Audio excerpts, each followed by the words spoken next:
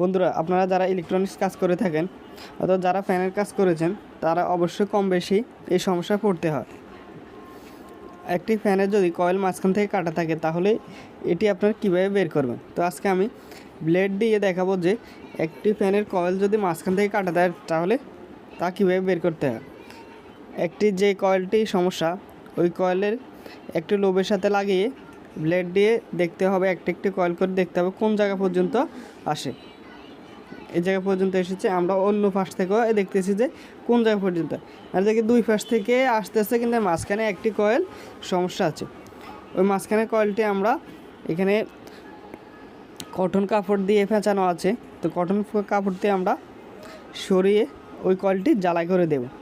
তাহলে দেখা যাবে কি সবগুলো কয়েল পেয়ে যাবে। দেখতেছেন সবগুলো ফের কয়েল এখন পাইতেছে। এখন আমরা ফ্যানটি